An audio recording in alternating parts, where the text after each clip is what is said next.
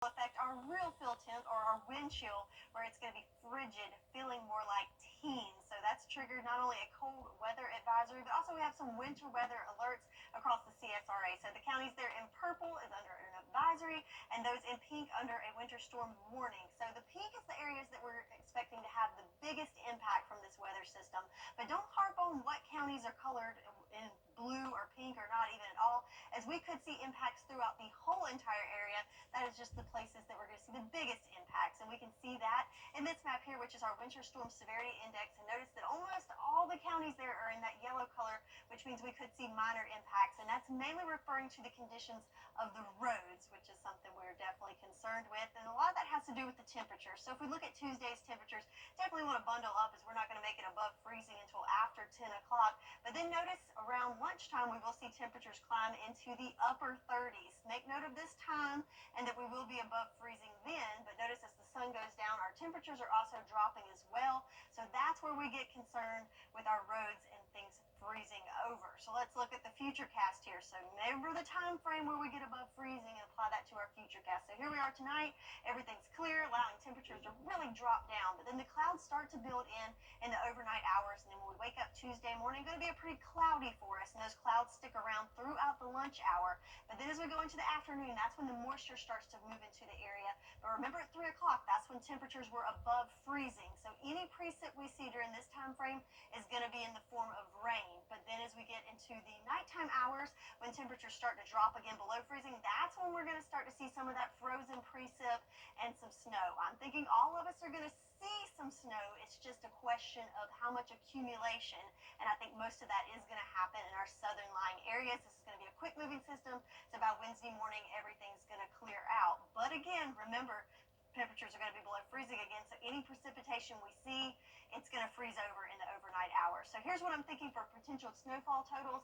Our northern line counties, I think you're going to see more of like a dusting. The central CSRA, I think up to an inch is certainly possible. And of course, our southern line counties, they have the best chance of seeing 2, maybe upwards of 3 inches of snow. And this is going to be Tuesday, mainly in the afternoon to evening hours into the early morning hours of Wednesday. And again, low temperatures, frigid tonight in the 20s, but notice we're not going to get anywhere above freezing with our overnight lows until later in the weekend into next week. So again, frozen precipitation, and also the refreezing of that precipitation, certainly a concern over the next couple of days. So that triggers a Viper 6 alert day for not only your Tuesday, but your Wednesday as well. So we want everyone to stay warm, as this is going to be some really frigid temperatures that we're dealing with. That's something, can't say that enough. Everyone's going to see the cold. I think everyone has a decent chance of seeing some snow, but accumulation, it's going to be mainly for our southern lying counties, but yes. Yeah, no question about the cold temperatures, but thanks so much for keeping an eye on it for us. Yes, sir. We'll continue to do that. Yes, well, the entire CSRA will be dealing with frigid temperatures this week, as Sherry was talking about, and there are some things you should do to be prepared. Augusta Fire Chief Antonio Burden says you'll want to be as prepared as possible for these colder temperatures. Things like insulating your pipes, turning your faucets on to drip to prevent freezing, and make sure you have gas, and don't forget to keep your pets in mind. Dress in layers, warm clothing, including hat, gloves, and scarves. Limit the time that you spend outdoors. Check on your elderly neighbors and those that have special needs. Have flashlights, batteries, battery-operated radios once again on hand. Unplug sensitive electronics to protect them from power surges. Never use generators indoors. And our Viper 6 alert team says our area is under a cold weather advisory with wind chills between 10 and 15 degrees. You can count on them to keep you updated with the latest. Still ahead, it was inauguration day for the 47th president. Only on News Channel 6. Is rainy weather putting a damper on your day? Enter to win your very own live Viper 6 umbrella today. Visit WJBF.com and click on Contest and fill out the entry form for your chance to win. Getting your hands on a live Viper 6 umbrella has never been easier. That's right. Lucky winners will be announced weekdays on News Channel 6 at 6. Who knows? It could be you. Sponsored by Busby's Heating and Air. With quality gutters, call Busby's. Trusted since 1945. Weather headlines on News Channel 6. Brought to you by Hickson Roofing. The live Viper 6 mobile app. Download it today. WJBF sports coverage you can count on. Mercedes-Benz Stadium in Atlanta just wrapping up the 2025 National Championship game. The Ohio State Buckeyes and Notre Dame Fighting Irish squared off in the final game of the college football season. Now, this year's college football playoff moved to the new 12-team format, forgoing the 4-team format that was in place since it began in 2014. Now, as a result, both Ohio State and Notre Dame playing their 16th game of the season, making it the most games ever played in college football history. So both teams had to really adjust to their routines prior to the final game of the season.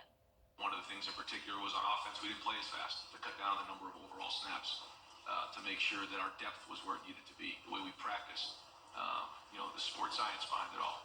There was a lot of things that we took into consideration, knowing that this would be the run that we would look to go on. It was about preparation. You had to prepare for the opportunity to play 4 games. It wasn't like a bowl game where, everything was going to go into one game and this was the last game. You had to have a big picture approach to the next 4 opportunities, even though you didn't know if they were guaranteed or not. So I think each week you kind of get with your sports performance team and have some discussions and make a plan for what you feel your team needs physically and mentally for that week. And over on ESPN, the Ohio State Buckeyes crowned the national champions, beating Notre Dame at 34-23. And over this past weekend, Tennessee wide receiver and Strom Thurmond alum Braylon Staley was in the giving spirit. The rising Tennessee sophomore donated $6,000 to the Strom Thurmond Athletics Department. Staley was born in Augusta, but played at Aiken High School before transferring to the Rebels program in his final year. And he'll hope to see more playing time, and Tennessee is receiving rotation next season following the departure of a handful of UT backups that left through the transfer portal. And ESPN's College Game Day coming to Columbia. All eyes on this Thursday for a top 5 matchup between LSU and South Carolina. The Tigers are a perfect 20-0 this season under head coach Kim Mulkey. The Gamecocks 18-1 on the season, coming off a dominant 101-60 win Sunday against Oklahoma, and that win marked their largest margin of victory over a ranked opponent in program history. The 1-hour show starts at 7 p.m. from Columbia, and tip-off set for 8 p.m. That's it for sports. We'll be back. The Rose to Go King On News Channel 6.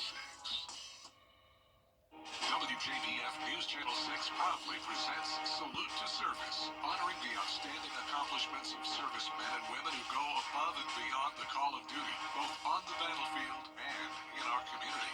To nominate a service member, go to WJBF.com/salute and fill out the nomination form. Then tune into News Channel 6 at 5:30 on the 3rd Wednesday of each month. Salute to Service is sponsored by Pinnacle Bank. To get the weather, you need to see the whole picture. That's why Live Fiber 6 gives you the Skyview network. Get a live view of traffic and weather from all over the CSRA. Available online 24 hours a day at WJBF.com and the free Live Fiber 6 mobile app. The WJBF Live Fiber 6 Skyview network, powered by Terry Lambert Hyundai. Low prices, big selection, and committed to quality customer service. All right, so we are under a cold weather advisory for some frigid temperatures overnight tonight. Wind chills dangerously low into the teens. And then Viper 6 alert days for Tuesday and Wednesday as we're tracking some winter weather coming into the area. All right, according to a new study from Taste Atlas Travel and Food Guide, here's one of the world's worst food dishes, jellied eels. It's a traditional Cockney dish from London. The dish itself is chopped eels boiled in a mixture of water and vinegar with spices like clove and or nutmeg. As it cools, the eels turn gelatinous in texture, and some people say it tastes like mild and salty. Others can't get past the texture or the fishy scent. That does not sound appetizing. I really like seafood, but that did not look appetizing to me whatsoever. Yeah. Lots of our report for now. Thanks so much for joining us, and be sure to join us for GMA tomorrow morning. Have a good night.